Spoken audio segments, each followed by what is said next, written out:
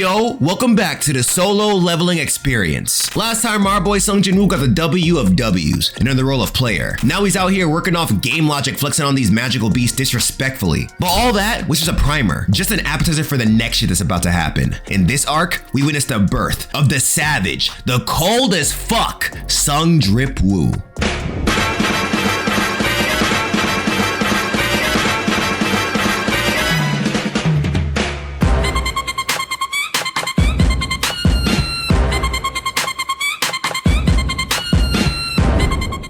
So Sung just finished wiping the floor with 2 bosses in a row. 2 proud moments in Sung Jin-woo history. Very proud of my boy. Now he's back in the hospital, and I'm gonna be real with you, when he came back, I dead forgot he was there to begin with. He's been away from here for so long, even though it's low-key just been a day. But yeah, he comes back, and my boy, remember when I said before, the stats were really showing, you know, he was getting more brolic, he's getting more fit. Now it's showing even more, bro. My man is getting ripped. Like, bro, some nurse even asked him for his number. Like, that's how much my boy is coming up. But the question, I feel like the biggest question I have to everyone watching, does no one else think this is weird? Like, people are kind of mentioning it, saying, how did he get so tall? How is he getting so brolic? But this is obscene, bro. This kid, who was the weakest hunter alive, is now getting discharged from the hospital, and he does not look like the weakest hunter of all time. I'm just saying, I'd be asking a lot of questions right now, because in a world where you can't really train to up your potential to the point where you can increase your rank, Sung is looking pretty fucking sus. But anyways, once home, this is where he starts really taking a peek at his stats. Like, he starts looking at what's relevant, what's important, what's been working for him so far, and he starts making a strategy to see what he should do in the future. And I honestly love wholesome moments like these. Seeing Sung Jin-woo just revel at his stats and make strats for the future based on them reminds me of when I go looking at character stats in RPGs that I play. And I don't know, whenever I watch these scenes, I get the same feeling of accomplishment I get whenever I'm looking at my stats and just proud of how high they are. Let me know in the comments if these moments gave you the same feeling, I'm curious. But outside of the stats, Jin-woo realizes that he needs money to pay for his rent. This is when he finds out about a Seagate raid being led by a Mr. Hwang Dong-suk. We don't know much about Hwang Dong-suk right now. When Sung goes to the place to meet these guys and join this raid, Hwang seems pretty fucking nice, right? I'm gonna tell you right now, he ain't nice. This nigga's sus as fuck. People who know solo leveling watching this video right now, y'all already know. But anyways, since Sung Jin-woo is still the famous weakest hunter of all time, people are like, yo, you're famous, and they're like talking shit about him as usual. They're saying the regular thing, oh, I guess this raid is gonna be easy because he's here. And Hwang is like, hey, leave my boy alone, stop talking shit. Once I saw that, even back when I read this the first time, I was like, you're defending him? Nah, bro. Anime has taught me a lot of things. If you have one guy, one person who seems like they could be a villain defending the main character, they're probably a villain. But besides all that sus energy, we also meet the person in the ranks for best boy of this manhwa. I would say probably already the distinguished best boy in this manhwa, Yoo Jin-ho. So Yoo Jin-ho starts off as some snobby rich kid because he dead tells Jin-woo, I do hunting as a hobby. Which when you think about it, is kind of fucked up when you have people like Sung Jin-woo who are doing this for their mom, who is in the hospital, may I remind you, and his sister who has to go to college. Like, must be nice, bro. Must be nice you're doing this hunting shit for fun. Well, I have to do it because I have nothing else that I'm good at. So he doesn't really take this as seriously as he should. This is also his first raid. He thinks he's safe because his dad bought him super expensive armor, but it's the type of armor where you look at it and you know the person wearing it is probably trash. Anyway, after all that, Hwang Dong-suk gives Jin-woo a contract. Since he's an E-rank hunter, and also the weakest hunter of all time, they don't really care for him fighting and stuff. So they tell him, hey, you don't gotta do much, you just gotta carry shit, and we'll give you 2 million won for attending this raid, right? Pretty cool deal. However, outside of Hwang Dong-suk, who is obviously sus, there are a lot of things about this raid that is really sus. The main thing being that they don't have any healers. Now, you go into a raid with nobody focused on healing, especially a high-level raid, you're gonna fucking die. So why are these guys going without a healer? So, you know, they enter the dungeon, they start wilding out on these beasts, but Hwang Dong-suk's people are going off, and immediately Sung Jin-woo is like, I don't trust these guys. I don't know what it is, but I'm getting a bad feeling. My sus sense is tingling. So my man is out here carrying the equipment, you know, following Jin-ho, talking to Jin-ho, even though Jin-ho kind of annoys him. But he's still kind of keeping an eye on Hwang Dong-suk and his people to make sure they don't like betray him or anything like that. So after doing mad shit, they finally get to a treasure trove of mana crystals. They are hype. So at this point, this is when Jin-ho immediately gets on his business shit. And I very much appreciate this moment in the manhwa. He pauses the whole thing, is like, hold on. Before y'all get hype, y'all only promised my boy Jin-woo over here 2 million won. Y'all found all these mana crystals. I feel like y'all gotta give my boy some more bread. Like, y'all can't just give him the 2 million won and call it a day. And while I do appreciate it, while I do think this is great of Jin-ho to do, this is like a real bro moment, I do think there's a time and place for everything. Maybe not do this when you and Sung Jin-woo are the only non-sus people in a dungeon full of sus-ass niggas. Like, think about this, Jin-ho. This is not the right move. I'm sure your dad taught you better. So Jin-ho was like, hey, give my boy Sung Jin-woo some more bread. You could tell the party's like, the fuck? You want more bread? The fuck you mean you want more bread? But Hwang Dong-suk was like, nah. You right. Calm down, y'all. You know what? This is what we're gonna do. We're gonna go back outside. We left our mining equipment outside. Our bad.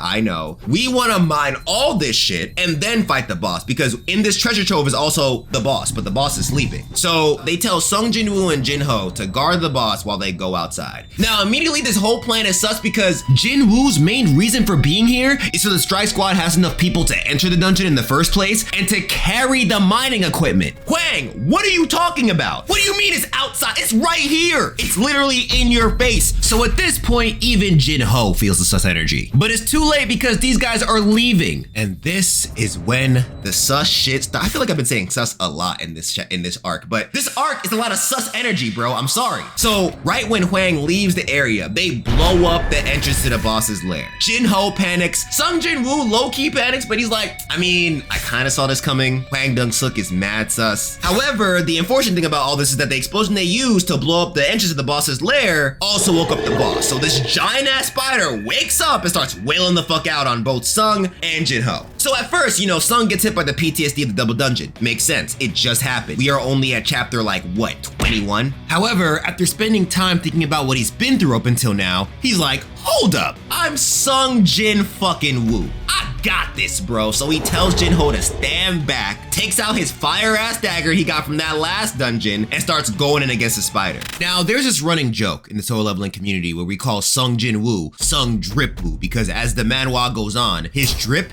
becomes immaculate. This is where I feel like Sung Dripwoo was born. Like, the panels of him going off was fire. His drip wasn't exactly amazing here, but the jacket was lit. This is like Sung Dripwoo at like, not even Super Saiyan. This is like Kaioken drip right now. So as our boy Dripwoo is out here bodying this spider, Jin-ho is shook. For good reason. Apparently, there are these things called false rankers who hide their power, and the only reason why is to kill other hunters in dungeons. Like, hunters killing other hunters in dungeons is a common thing, and people do it because they like it. It's crazy. So Jin-ho's like, I'm about to die. This nigga is crazy. He's an E-rank hunter and he's fighting a C-rank boss. This makes no fucking sense. But after all that freaking out, Sung Jin-woo finally manages to beat the spider. Jin-ho does not want the smoke, so he's like, hey bro, I'm chilling, please don't kill me, I do whatever you want me to do. But following this, Hwang Dong-suk and the gang comes back after, going for their mining equipment, whatever. They go and see the boss is done, and they're like, hold up, that don't make no sense. They look at Jin-woo and they're like, he may look like a badass, but he's also the weakest hunter of all time, from what we know. I don't believe he's the person that beat the spider. So they look at Jin-ho and they're like, Jin-ho must be OD strong. They tell Jin-ho to kill Jin-woo or they're gonna kill them both. This is the dark side of the hunting world. This is what niggas be doing in the dungeons, bro. Getting away with crimes like this. So us as the audience knows that Jin-ho is in a really tough spot. Hwang is like, what you gonna do, bro? But then Jin-ho decides, fuck y'all, I'm defending my new best friend of all time, the new big bro. And I commend Jin-ho for making this choice, fam. Here he is against extremely unfair odds. We got Hwang Dong-suk leading a strike squad of evil-ass murderous niggas, and Sung Jin-woo, who was just a mystery. To Jin-ho, he doesn't know if he's a good guy or a bad guy, but he still decides to stand with Sung Jin-woo because he knows this ain't right. He knows they shouldn't be out here killing people in dungeons. This is one of the many reasons why Jin-ho is my candidate for best boy of solo leveling, but let me know what you guys think. However, now that Jin-ho is fighting back, Hwang Dong-suk sicks his mage on Sung Jin-woo, and this is when Sung Jin-woo starts to really descend into the darkness, because the system tells him, hey bro, we see that somebody's threatening your life. New quest, kill that nigga, kill all of them. My first time reading this scene hit so hard because I was baffled. I was like, I thought the system was a good guy. This is the first moment in the manhwa that had me questioning what the true motives of this system was. Even if they're threatening his life, there's a way to subdue them without killing them. But now the system just chose violence and said death upon all the haters. However, as scary as the system may seem now, I still find this part as a very good addition to the story. I think if the system was just a good thing the whole way through, it wouldn't be as interesting. This part happening adds a nice little twist to the story that leaves you wondering what the hell is the system gonna ask him to do next, you know? Like, is the system gonna ask him to kill his own family if it deems him as a threat? Like, is this like the Scarab for Blue Beetle? But I digress. The system asks him to kill these people, and this would be the first time Sung Jin-woo actually caught a body. So he pauses to think about this for a sec. But he thinks back on the double dungeon once again. I feel like this double dungeon is the entrance to him just walking into darkness all the time. He goes back to that, goes back to his life, has this whole flashback and he's like, hold up, I done fucked up and forgot how dangerous these dungeons are. Not only are these monsters out for my life, but these other hunters, you can't trust them for shit. So fuck them. All I gotta do is focus on me, get as strong as I can so I can solve all my problems by myself. So he bodies the first person in Hwang Dung's 6th squad, and he's like, next. Then he proceeds to rip through them one by one. And I'm not gonna hold you. It's cool, but it's also a little terrifying. This is your hero. This is our main character, Sung Dripwoo, bro. We are watching our protagonist mercilessly murder this squad. Mind you, they are in the wrong for trying to kill him in the first place. He's just defending himself. I get it. But we're still watching him kill humans, bro. Killing humans is a different story from killing beasts in a dungeon, you know? And they make it clear, like, it's not like he just does it and shrugs it off. The first kill does make him pause for a sec, but afterwards he just continues murking people. So at the very end, he kills Hwang Dung-suk. However, there's a very big problem about this that we're gonna get into in like a few minutes. But before we do that, after they bodied everybody, Jin-woo and Jin-ho had like a silent agreement that they weren't gonna talk about this again, and they both head out. Enter another new character, Woo Jin-cho. So Woo Jin-cho was a character I thought was sus at first. He's from the Korean Hunters Association. By the way, don't know if I explained who they are. The Hunters Association is basically, they're like the guys in charge of policing the hunters. They're essentially the hunters'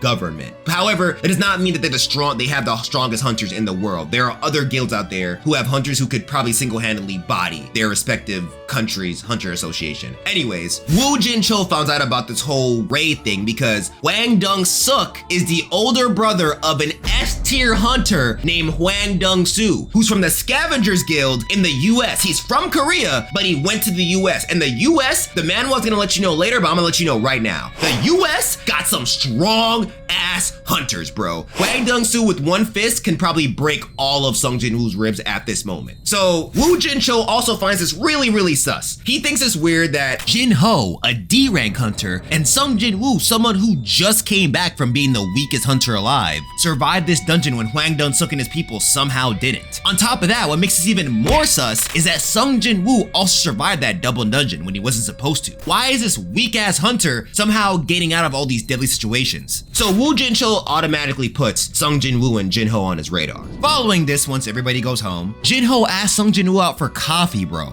Now, as you guys remember from the dungeon, Jin-woo doesn't really like Jin-ho like that. Jin-ho was like that annoying little brother who keeps on bothering Jin-woo right now. So Jin-woo doesn't really feel like going, but he's like, fuck it, I'll go and hear him out. So once he makes it to the cafe and meets Jin-ho, my man's like, hey bro, I got this dope ass plan. I wanna form a strike squad with you, cause you are mad strong. And Sung is like, what?